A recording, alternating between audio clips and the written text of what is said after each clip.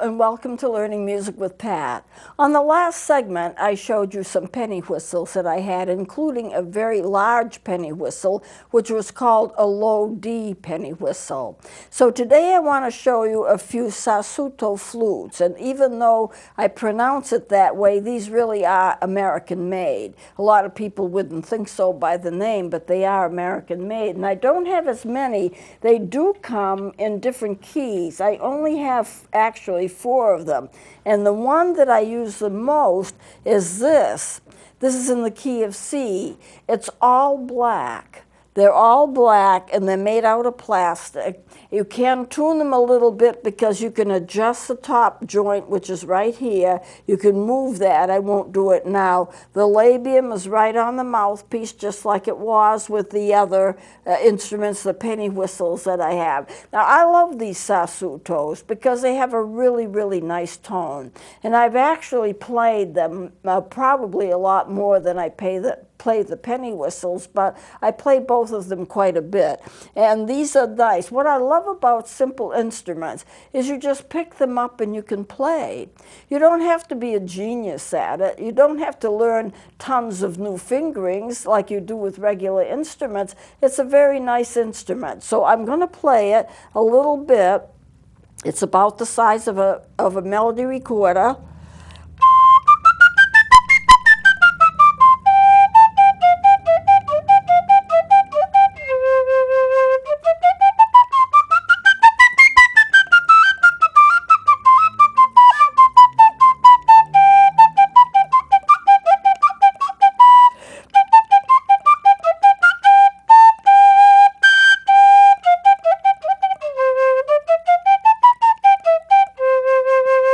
So you see, it's fairly easy to play. Now, I've never had any training on these instruments, but if you've had training on woodwinds, then a lot of the things that you learn about woodwind instruments can be transferred to instruments like these. These are wind instruments. I call them the melody flutes. The melody flutes, to me, are all the instruments that are not recorders but can include recorders. This is like a recorder in some ways. It has that same type of fipple mouthpiece that you get on a recorder. There's no tone hole in the back, and that's similar to what the penny whistles are. So if I use this and the penny whistles and compare them, they're going to sound somewhat alike in terms of their pitch because they're going to finger about alike, and there's no tone hole in the back, which makes them a little different than the recorder. To get an octave, you just blow harder, and it automatically gets you up to a higher octave. So this is the one that's in C. Now, this is the one that's in B flat. It's a little bit longer, a little bit harder to play because of the finger stretches, but still very nice.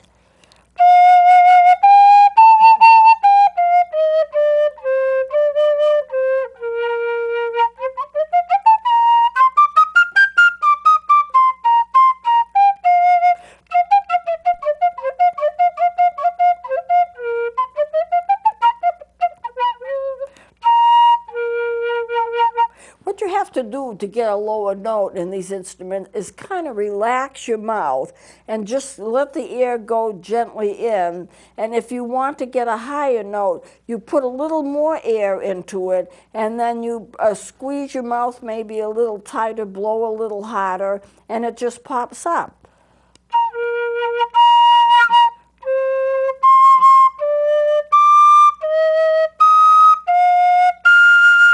Now, I'm not changing my fingering at all, and there's no tone hole in the back, so I'm not doing anything with my thumbs in the back.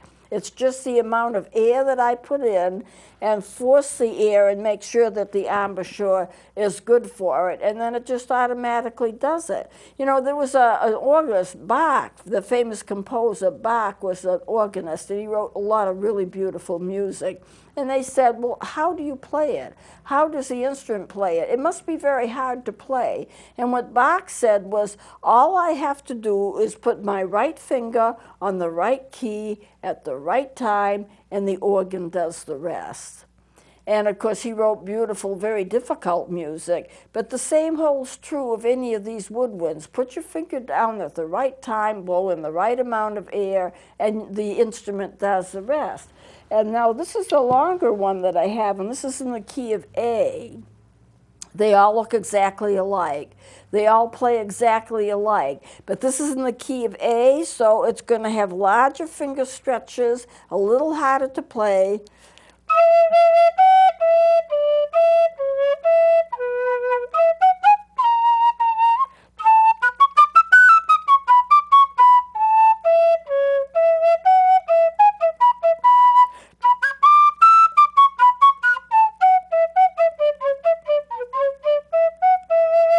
It is a little harder to get the notes because of the finger stretches, and as you can see, they are harder to reach, but it's a very nice instrument. Now, I did bring out a special one here that I have had here before. Take a look at this one. This is a sassuto, the largest sassuto made. And it's called a low D sassuto because that's the key that it's in. And of course, last segment I showed you the low D penny whistle. Well, this is very much like it, but take a look at it. I'm going to just hold it and just let you see it. It's a beautiful instrument. White plastic. It has this black here, which makes a nice little design feature, but you could slip that off. You could take the instrument apart by using that. No tone hole at all in the back, and then it has the fipple mouth on top, and it's just a very nice instrument. Hard to play because of all of the finger stretches. Now here again, no keys, no rods, no pads. I'm going to play one or two notes because I cannot stretch my hand to play any more than that.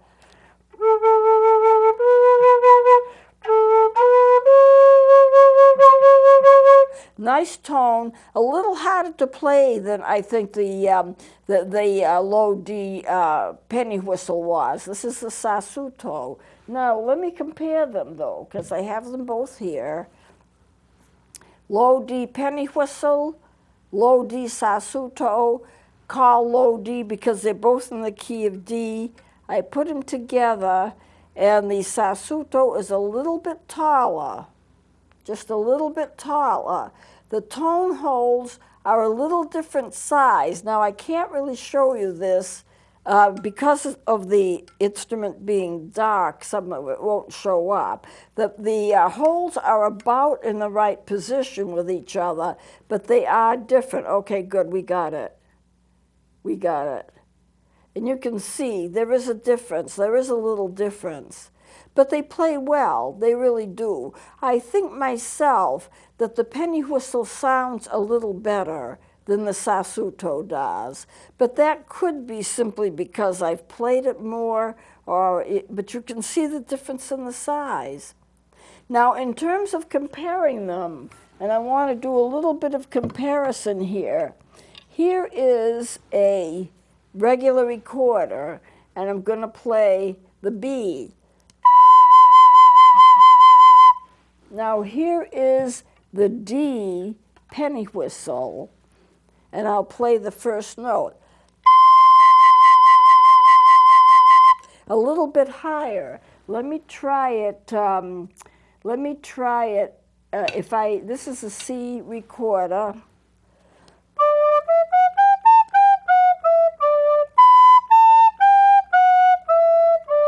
I'm just going from B to D. I'll do the same with the D here.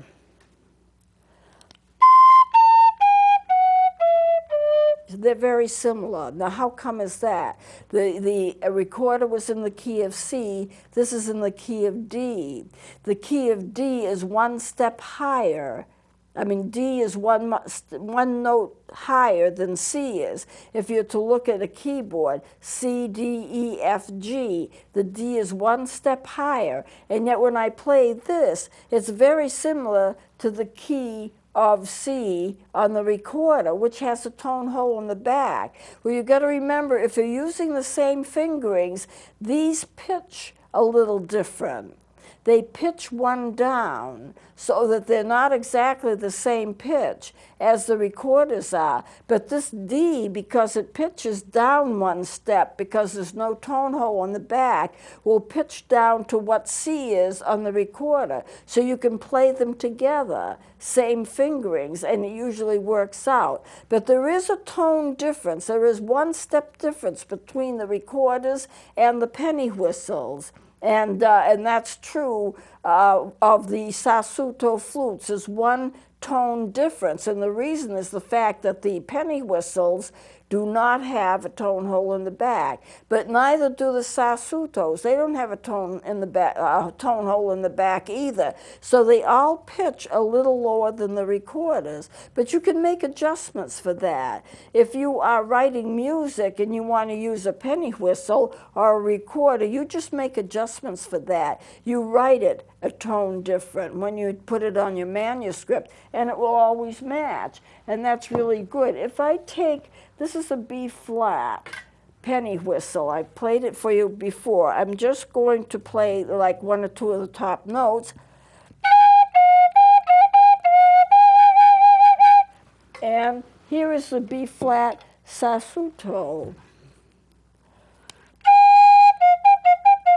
They're exactly the same. And the reason that they're exactly the same is they don't have tone holes in the back. So they pitch exactly the same. And you can switch around instruments in that way. So it's very interesting. It's interesting to have a study of them. And I do think this little guy, who is a penny whistle, is a little bit more, a nicer tone than when the Sassuto is.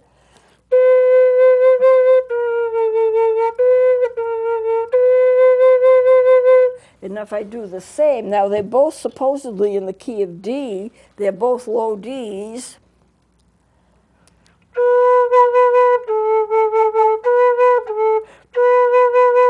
Practically alike, maybe a few vibrations different, but not a lot of difference. So you can mix and match instruments if you know what you're doing, and if you have different keys, you could just write out different keys for an instrument so they'll match. Oftentimes I'll write a melody for a flute student and I will play it on another instrument, but I have to write for the other instrument in a different key to match what the flute is playing, and it's called transposition, and at some point we may get into that. So these are very beautiful instruments, and sometimes I take them to seminars I'm doing simply to show them off because no one sees them, nobody knows what they are. I've had the bass recorder called a saxophone. I've had my saxophone called a French horn. You know, when we were kids, we learned what the instruments were. We learned what they sounded like because we were giving training in that. As first graders, second graders, they would play music for us. This is what a trumpet sounds like. This is what a cornet sounds like. This is what a violin sounds like. And they show up pictures of the instruments and you hear what they sound like. I don't know if they still do that, but when I sit with a saxophone and do a saxophone solo and somebody comes up to me and says, "That was a wonderful French horn solo that you did," I rather suspect that people aren't getting the training that they need in music to be able to distinguish between the instruments. So I'm going to stop here with that just so that you can see what these instruments are like, and I'm going to get back to what I was doing before in terms of the fingerings of instruments. So let me take my recorder and we do once again. That's B, A, G, F, E, D. Then when we want to do C, we just have this one finger and the tone hole covered, and that's C.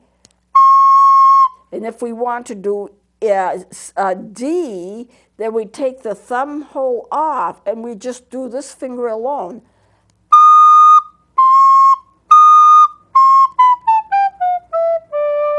If we want to do an E above that D,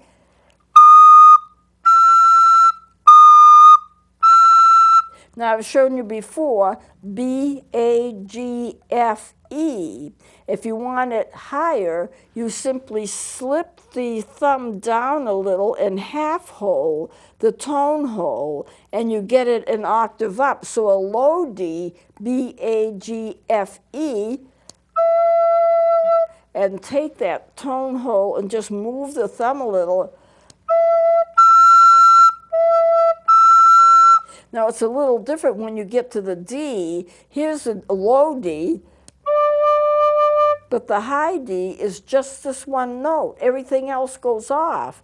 So what do? How do you balance it? Well, your mouth balances it partly, and you can use your fingers and your thumb for balance.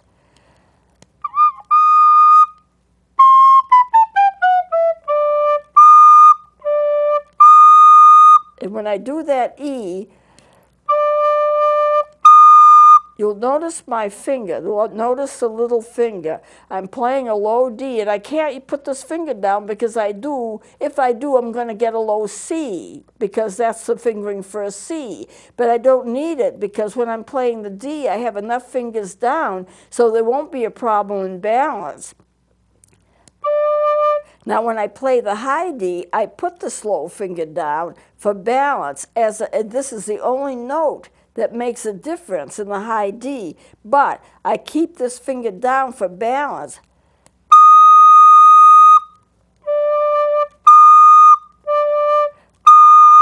Now, when I want to go to the E, I put a B, A, G, F, E, and if it's going to be a high D, I half hole that thumb hole and pull my thumb down so it's about halfway or less.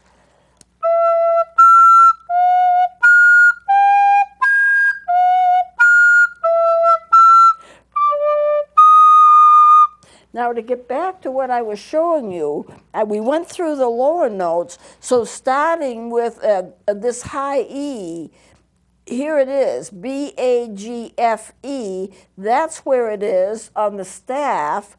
And you notice that I've half holed, this thumb hole now is only half covered with ink. So this shows that you have to half hole it, and when you do, you push it into a higher octave. If you were to cover that, you would get the low E. So the low E and the high E are fingered exactly the same way, except you pull your thumb down and half hold that, and that's going to push it up an octave, and that's how you get a lot of the octaves on the recorder. On the penny whistles and on the sasutos, there's no hole in the back. And so therefore, you have to just push in more air, and it will automatically go up an octave for you for most of the notes. Now here's your F. B, A, G, F. That's for the German fingering. B, A, G, F. And then you put this other note down, this other finger down if it's a Baroque. It just makes the fingering and makes the tone a little bit more accurate. But if it's a high F, as it is right here, you've still got the half hole, the tone hole in the back, the thumb hole, that's not completely covered, it's only half covered. So you get your fingering that way for the higher F. And then if you want to go to a high G, here it is, B, A, G. It's the same as if it was a lower fingering. Here it is on the staff, and you only half hole that G, B, A, G, with a half hole. If you put that hole, if you covered it completely, you would get the low G. See, it's not, once you get used to it, it's really not all that hard. A is just the two notes with a half hole. That'll give you your high A. A lower A, here it is on the staff with a ledger line through it. If you had the lower A, then what you're going to do is you're just going to cover that thumb hole in the back and you get the lower A. You get used to it when you start playing. You get used to it. Now the B and the C are going to be different, and we haven't tackled it, but you've got two on top, two on the bottom. Here's the B, and that's the ledger line is now underneath it with a half hole. So that's your B. And then when you get to the C, which is a note above that, this is the highest note that the recorder can get. This is 2 octaves up from the lower C, the middle C, and there are 2 ledger lines, one underneath that C and one right through the note. And you have that 1 on top, with 2 on the bottom, and that gives you your high C with your half holding for the thumb. We haven't tackled that, but we will at some point. And then I want to show you, we use a lot of F sharps because I write a lot in the key of G, which has an F sharp.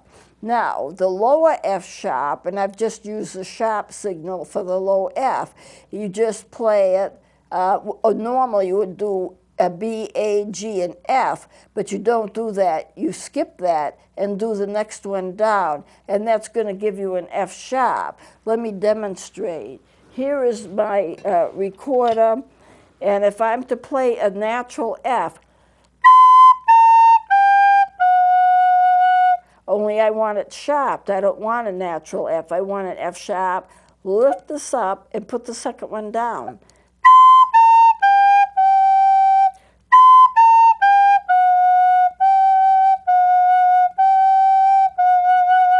That gives you the F sharp. Now, if you're going to do a high F sharp, the same thing holds true, except that you're going to half hold the back. B, A, G, F. This would be the F sharp, and then you half hold the thumb hole in the back. That gives you your high one. Now, a regular F would be B, A, G, F right here, and you wouldn't touch this because this would give you an E. But you skip that F and go down one, and that sharps the F so that you get an F sharp, and then you half hold what's on the back. You know, your thumb hole in the back is half hold, and that gives you your F sharp. And here it is on the staff. So if I do it the regular way, regular F, or if it's a Baroque, you need that extra finger. You can tell when I play and put that second finger down for the F that it does change the pitch very slightly. It deepens it a little. So on Baroque recorders, that's what's done in order to make the pitch a little bit more accurate. And the beauty of playing a Baroque instrument is the fact that the pitch is just, I mean, there's very little difference between them, but it does make it a little bit more accurate. But if you want that F sharp, what you do is you put your finger down like this, skip this, which would be a part of the F, and put the middle finger down instead. That automatically sharps it.